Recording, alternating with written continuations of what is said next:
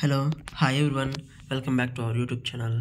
మనం లాస్ట్ క్లాస్లో electron emission గురించి అలాగే దానిలో ఉన్న టైప్స్ గురించి తెలుసుకున్నామండి. అయితే ఈ క్లాస్లో మనం వ్యాక్యూమ్ ట్యూబ్స్ గురించి అలాగే వ్యాక్యూమ్ ట్యూబ్స్ యొక్క అప్లికేషన్స్ గురించి తెలుసుకునే ప్రయత్నం చేద్దామండి. అయితే ఈ క్లాస్ స్టార్ట్ చేసే ముందు మీ అందరికీ వచ్చిన రిక్వెస్ట్ అండి, మీరు ఎవరైనా మన ఛానల్ సబ్స్క్రైబ్ చేసుకోపోయి ఉంటే ఇప్పుడే సబ్స్క్రైబ్ చేసుకుని పక్కన ఉన్న బెల్ ఐకాన్ క్లిక్ చేయండి. అలాగే ఈ క్లాస్కి సంబంధించిన పీడిఎఫ్ నోట్స్ అనేది మీకు డిస్క్రిప్షన్లో ప్రొవైడ్ చేస్తానండి. డిస్క్రిప్షన్లో ఉన్న టెలిగ్రామ్ ఛానల్ ద్వారా మీరు డౌన్లోడ్ చేసుకోవచ్చండి. మీరు ఎవరైనా టెలిగ్రామ్ ఛానల్లో కూడా జాయిన్ అవ్వకపోయి ఉంటే ఆ డిస్క్రిప్షన్లో ఉన్న లింక్ని యూజ్ చేసి మన టెలిగ్రామ్ ఛానల్లో జాయిన్ అవ్వండి.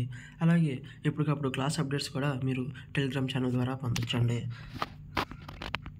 చూడండి, ఇక మనం టాపిక్లోకి వెళ్ళిపోతే వ్యాక్యూమ్ ట్యూబ్స్. అసలు ఏంటి ఈ వ్యాక్యూమ్ ట్యూబ్స్? ఈ వ్యాక్యూమ్ ట్యూబ్స్ని radio, television, radar, electronic computers ఇట్లాంటి వాటిలో ఉపయోగిస్తూ ఉంటారండి. మీరు చిన్నప్పుడు మన టీవీల్లో చూసే ఉంటాం కదండి, వెనకమాల పాతకాలం టీవీస్లో వెనకమాల పిక్చర్ ట్యూబ్ లాగా మనకు బల్బ్ లాగా ఇక్కడ స్క్రీన్ మీద కనపడుతున్న ఇమేజ్ చూడండి, పిక్చర్ ట్యూబ్ లాగా మనకి కనపడుతూ ఉండిద్ది ఎగ్జాక్ట్గా ఈ విధంగానే. సో ఇట్లాంటి వాటిని వ్యాక్యూమ్ ట్యూబ్స్ అంటామండి.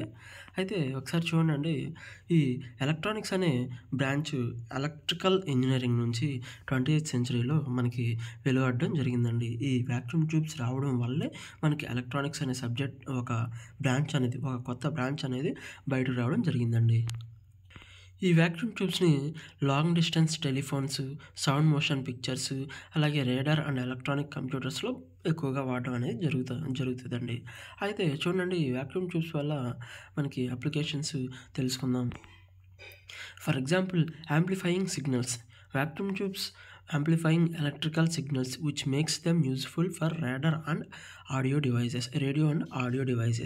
మనకి రేడియోస్లో కానీ ఆడియో డివైజెస్లో కానీ ఈ యాంప్లిఫైయర్స్ అనే ఒక దాన్ని ఏమంటారంటే యాంప్లిఫైయర్ అనే ఒక డివైస్ ఉంటుందండి. సో దాని ద్వారా ఈ రేడియో అండ్ ఆడియో డివైజెస్ మనకి వర్క్ అవుతాయండి. అలాగే స్విచ్చింగ్ చూడండి, ఈ vacuum tubes on and of switches లాగా మనకి ఉపయోగపడేయండి. ఈ వ్యాక్యూమ్ ట్యూబ్స్ ద్వారా మనకి కంప్యూటర్స్లో డిజిటల్ క్యాలిక్యులేషన్స్ చేయడానికి మనకి ఉపయోగపడేవి. అలాగే displaying images. Vacuum tubes can be used to create images on computer monitor and television screens. చూడండి, మనకి చెప్పుకున్నాం కదండి ఇందాకలా పాతకాలం టీవీల్లో స్క్రీన్ వెనకమాల ఒక చిన్న ట్యూబ్ అల్లే ఉండేది, మనకి స్క్రీన్ మీద కనపడుతున్న ఇమేజ్ లెక్క. ఆ ట్యూబ్ ద్వారా మనకి టీవీలో ఇమేజెస్ కానీ కంప్యూటర్ మీద ఇమేజెస్ కానీ మానిటర్ మనకి వర్క్ అవ్వడానికి కానీ ఈ వ్యాక్యూమ్ ట్యూబ్ అనేది వర్క్ అవుతూ ఉండేదండి. So rectifying alternating currents. చూడండి, vacuum tubes can convert alternating current AC to direct current DC. చూడండి, ఏసీ నుంచి డీసీ కన్వర్ట్ చేయడానికి కూడా ఈ వ్యాక్యూమ్ ట్యూబ్స్ యూజ్ చేసేవాళ్ళు. Generating radio frequency power. Vacuum tubes can generate oscillating radio frequency power for radar and radio. చూడండి, మనకి screen మీద కనపడుతున్నది ఇది మనకి వ్యాక్యూమ్ ట్యూబ్ అంటామండి. అయితే దాని చుట్టూ ఉండేది గ్లాస్ ఎన్వలప్ అండి, మనకి స్క్రీన్ మీద కనపడుతుంది చూడండి. దానిలో ఒక మెటల్ ప్లేట్ ఉండేది, దాన్ని యానోడ్ అంటాం. లోపల ఉండే ఫిలమెంట్ని క్యాథోడ్ అంటాం. అలాగే ఆ ఫిలమెంట్ చుట్టూరు మనకి రౌండ్గా ఒక స్ప్రింగ్ అల్లే ఉంటుందండి, మనకి ఇక్కడ స్క్రీన్ మీద కనపడుతుంది చూడండి, దాన్ని గ్రిడ్ అంటాం. అయితే దీని గురించి ఒకసారి చూడండి. Due to it's size, slowness in working speed, cost of production and above all the emissions of heat while on working reduces the life of many electronic instruments. చూడండి, దీని యొక్క ఆకారం వల్ల కానీ అలాగే దీని యొక్క వర్కింగ్ స్పీడ్ తక్కువగా ఉండడం వల్ల కానీ అలాగే దీన్ని తయారు చేసే ఖర్చు ఇలాంటి వాటిలన్నిటిని అలాగే దీనివల్ల ప్రొడ్యూస్ అవుతున్న హీట్ ఇట్లాంటి వాటిలన్నిటిని దృష్టిలో పెట్టుకొని ఈ ఎలక్ట్రానిక్ ఇన్స్ట్రుమెంట్ అనేది దెబ్బతినడం అనేది జరుగుతుంది. So continuous research was going on. So ఎందుకని దీని మీద ఇంకా పరిశోధనలు చేపడుతూ ఉండగా which paved the way for the arrival of semi conductors. So దీని మీద ఇంకా ఈ వ్యాక్యూమ్ ట్యూబ్స్ మీద ఇంకా రీసెర్చ్ చేస్తూ ఉంటే మనకి ఆ టైంలోనే సెమీ కండక్టర్స్ అనేవి వచ్చాయి. Before studying semi conductors it would be better to know about the structure of atom and characteristics of electrons. చూడండి, సెమీ కండక్టర్స్ గురించి మనం తెలుసుకునే ముందు మనం స్ట్రక్చర్ ఆఫ్ యాటమ్స్ గురించి, అలాగే వాటి యొక్క ఎలక్ట్రానిక్ క్యారెక్టర్స్ గురించి తెలుసుకునే ప్రయత్నం చేద్దాం. సో స్ట్రక్చర్ ఆఫ్ యాటమ్ గురించి తెలుసుకోవాలంటే మనకి అటామిక్ మోడల్స్ గురించి, అంటే ఈ యాటమ్ గురించి చాలామంది సైంటిస్టులు ఎక్స్ప్లెయిన్ చేశారు. ఫైనల్గా మనకి బోర్స్ అటామిక్ మోడల్ని మనం ప్రామాణికంగా తీసుకోవడం జరిగిందండి.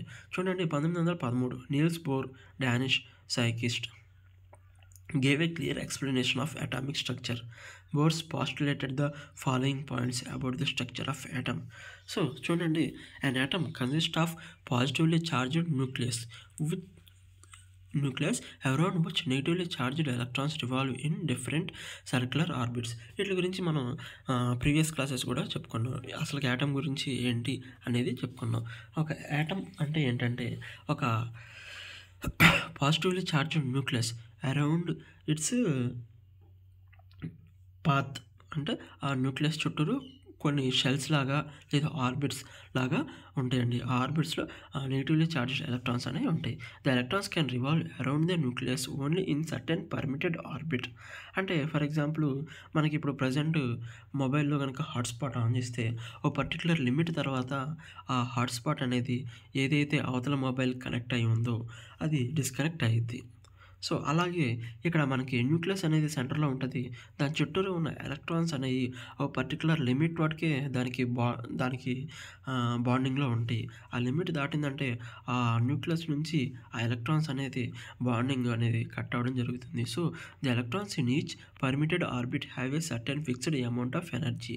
సో ఇప్పుడు న్యూక్లియస్కి దగ్గరగా ఉన్న ఎలక్ట్రాన్స్కి బాండింగ్ అనేది ఎక్కువగా ఉండింది. సో దాని ఎనర్జీ అనేది బాగా ఎక్కువగా ఉండింది. న్యూక్లియస్కి దూరంగా ఉన్న ఎలక్ట్రాన్కి న్యూక్లియస్కి ఉన్న బాండింగ్ అనేది తక్కువ ఉంది. సో దాని యొక్క ఆ రెండింటి మధ్య ఉన్న బాండింగ్ అనేది చాలా వీక్గా ఉంటుంది.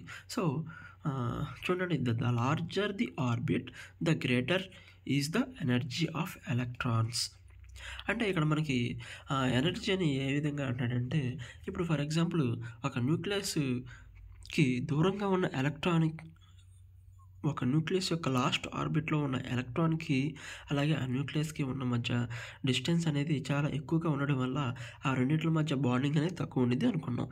అయితే అలా తక్కువ ఉండడం వల్ల ఆ ఎలక్ట్రాన్ అనేది ఈ యాటమ్ నుంచి వేరే యాటమ్కి మూవ్ అయిపోవడం జరగడానికి చాలా ఎక్కువ అవకాశం అనేది ఉండిద్ది. ఇక్కడ ఎనర్జీ పరంగా తీసుకుంటే మనకి ఎలక్ట్రాన్ మూవ్మెంట్ ఎప్పుడైతే స్పీడ్గా జరుగుతుందో అప్పుడు మనకి కావాల్సిన వర్క్ అనేది జరగడం, అంటే ఫర్ ఎగ్జాంపుల్ మనకి ఎలక్ట్రిసిటీ ప్రొడ్యూస్ చేయాలంటే ఎలక్ట్రాన్ మూవ్మెంట్ ఎక్కువగా ఉండాలి. సో ఇక్కడ ఎలక్ట్రాన్ మూవ్మెంట్ ఎక్కువగా ఉండడానికి కారణం ఏంటి? ఈ న్యూక్లియస్కి అలాగే ఆ ఎలక్ట్రాన్కి మధ్య ఉన్న డిస్టెన్స్ అనేది ఎక్కువగా ఉండడం వల్ల మనకి ఎలక్ట్రాన్ మూవ్మెంట్ అనేది స్పీడ్గా జరుగుతుంది. సో ఎలక్ట్రాన్ మూవ్మెంట్ స్పీడ్గా జరగడం వల్ల మనకి కరెంట్ కూడా స్పీడ్గా ప్రొడ్యూస్ అవుతుంది. సో ఇక్కడ ఎనర్జీని ఈ విధంగా కన్సిడర్ చేస్తున్నాడు అనమాట. So if an electron is given additional energy, example heat, light, electricity, heat, light, etcetera. So for example if an electron is given additional energy, it is lifted to a higher orbit. The atom is said to be in a state of excitation. This state does not last long because the electron soon falls back to the original lower orbit. As it falls, it gives back the acquired energy in the form of heat, light, or other radiations. So ఆ ఎలక్ట్రాన్స్కి మనం additional ఎనర్జీని add చేయడం వల్ల it lifted to the higher orbit add చేయడం వల్ల చూడండి అది దాని ఆర్బిట్ని చేంజ్ చేసుకోవడం అనేది జరుగుతుంది. సో అలా చేంజ్ చేసుకున్న ఆర్బిట్లో అది ఎక్కువసేపు ఉండకుండా మళ్ళీ ఎప్పుడైతే బ్యాక్ అంటే దాని యొక్క లోయర్ ఆర్బిట్కి వస్తుందో అప్పుడు అది లైట్ ఫామ్లో కానీ హీట్ ఫామ్లో కానీ రేడియేషన్స్ ఫామ్లో కానీ చేంజ్ అయ్యే అవకాశం అనేది ఉంటుంది. చూడండి, నీల్స్ బోర్ అటామిక్ మోడల్ మనకి ఇక్కడ స్క్రీన్ మీద కనపడుతుంది. నియోడైమియం గురించి స్క్రీన్ మీద స్ట్రక్చర్ చూపిస్తున్నాడు.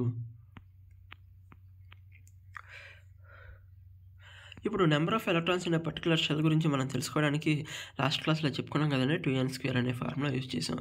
దాని గురించి ఇక్కడ నీల్స్ బోర్ అటామిక్ మోడల్ గురించి ఎక్స్‌ప్లెయిన్ చేయడం అనేది జరుగుతుంది. సో, చూడండి ఇక్కడ సిలికాన్ యొక్క అటామిక్ స్ట్రక్చర్ అనేది కనపడుతుంది.